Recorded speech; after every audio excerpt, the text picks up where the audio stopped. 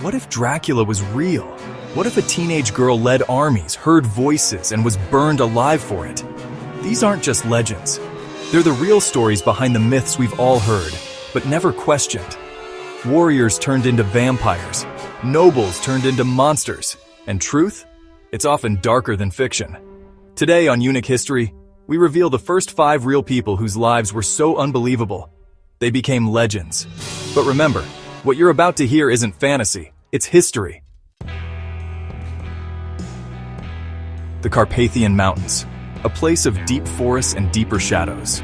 It was here, in the 15th century, in the region known as Wallachia, that a ruler emerged whose name would become synonymous with cruelty. His name? Vlad III, son of Vlad Dracula. But history remembers him as Vlad the Impaler. Imagine, if you will, a land under constant threat. The Ottoman Empire, vast and powerful, threatened to engulf Wallachia.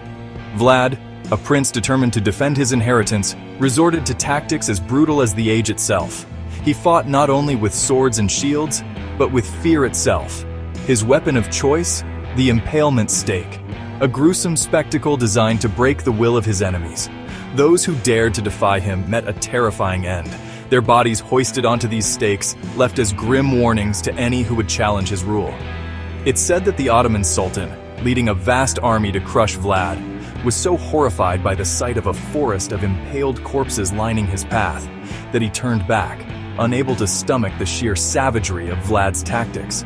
But was Vlad simply a monster, reveling in the suffering of others? Or was he, as some historians argue, a product of his time, a ruler forced to adopt brutal measures to safeguard his people from annihilation? To this day, in Romania, his legacy is a source of debate. Some hail him as a national hero, a warrior who defended his people against overwhelming odds. Others see him as a tyrant whose cruelty knew no bounds. What cannot be denied is that Vlad's legend, steeped in blood and terror, seeped into the very folklore of Europe. Centuries later, a writer named Bram Stoker would draw inspiration from Vlad's life, his homeland, and his aura of dread to create a character who embodied the darkness at the heart of humanity. A character known as Dracula, Vlad the Impaler. A man, a monster, a legend. His story, a chilling reminder that sometimes the line between history and horror is thin indeed. Loving these real-life legends so far? A quick reminder to give us a like if you're enjoying the journey, and if you haven't yet, consider subscribing for more untold stories like these.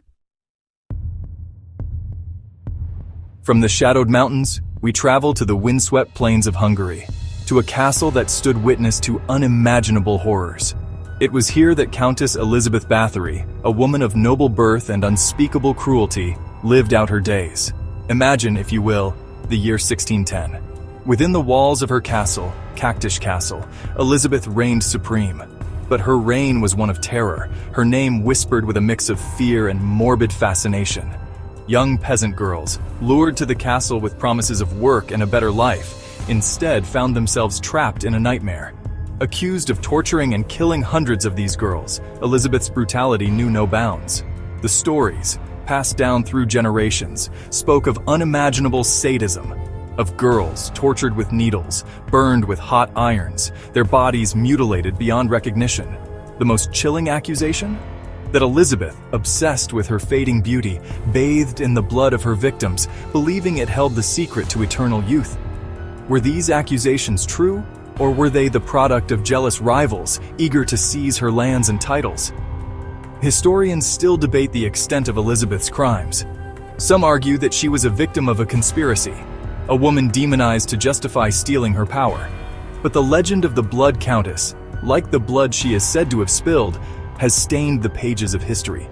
It's a tale that speaks to our deepest fears, of the darkness that can lurk beneath a veneer of beauty and nobility.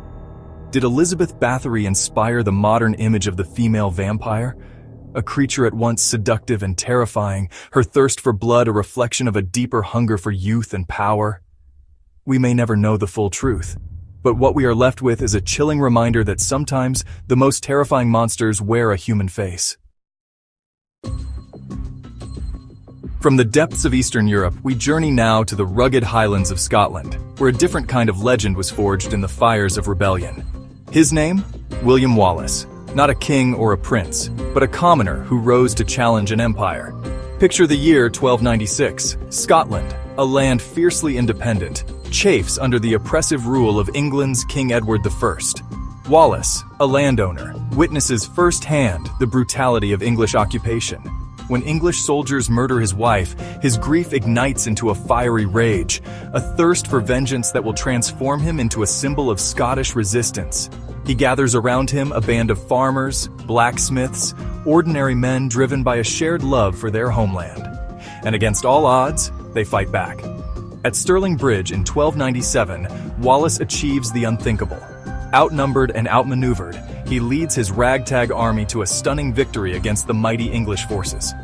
It is a victory that will echo through the ages, a testament to the power of courage and determination. But Wallace's rebellion, though initially successful, is ultimately doomed. Betrayed by Scottish nobles more concerned with their own power than their nation's freedom, he is captured and handed over to the English. His end is brutal. Tried for treason in London, he is hanged, drawn, and quartered, his body dismembered and displayed as a warning to any who would dare challenge English might. But his spirit lives on. Centuries later, Mel Gibson would bring Wallace's story to life on the silver screen, his cry of freedom echoing in the hearts of audiences worldwide. Though historians debate the accuracy of this portrayal, the legend of William Wallace endures. He remains a symbol of Scotland's indomitable spirit, a reminder that even in the face of overwhelming odds, one man's courage can inspire a nation. Our journey takes us now to the battlefields of France, where a young peasant girl, driven by faith and an unwavering belief in her divine mission, would rise to become one of history's most enduring icons. Imagine the year 1429. France, embroiled in the 100 Years' War with England, seems on the verge of collapse.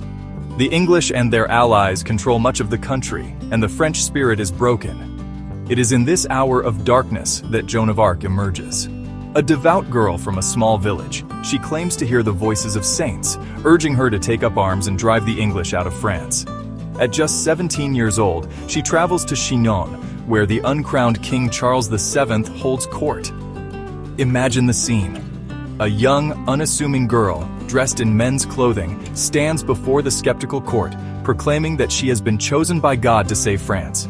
To the astonishment of many, Charles, desperate for a miracle, agrees to give Joan command of a small army. And what follows is nothing short of extraordinary.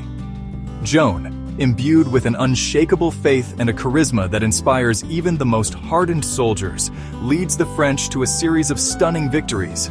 At the Siege of Orléans, she breaks the English stranglehold, turning the tide of the war. Her courage and tactical brilliance earn her the respect of her troops and the adoration of the French people. But Joan's triumphs are short-lived.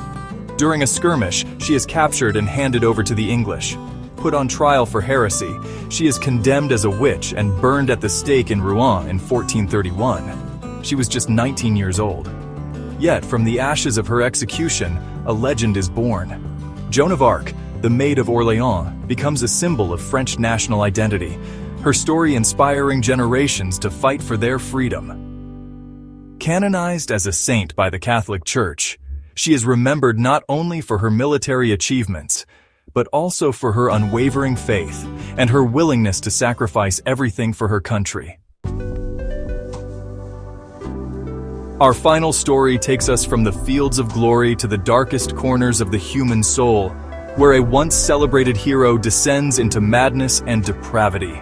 His name, Gilles de Rais, a nobleman, a knight, a comrade in arms of Joan of Arc herself. But beneath the surface of this decorated soldier lurked a monster. Imagine the year 1436. Gilles, having amassed a fortune and a fearsome reputation on the battlefields of France, retires to his castle, Mythical. It is here, far from the scrutiny of court and the horrors of war, that his dark side begins to emerge. Once a devout Christian, Gilles becomes obsessed with the occult. He surrounds himself with alchemists, sorcerers, individuals who claim to hold the secrets to eternal life and untold power. But his quest for knowledge takes a sinister turn. Driven by a growing madness and fueled by whispers of forbidden rituals, Gilles begins to prey on the most vulnerable members of society: children, It starts subtly. Children disappear from villages surrounding his castle. At first, their disappearances are attributed to bandits or wild animals, but as the disappearances mount, whispers of a more sinister explanation begin to circulate. The truth, when it finally emerges, is too horrific to contemplate.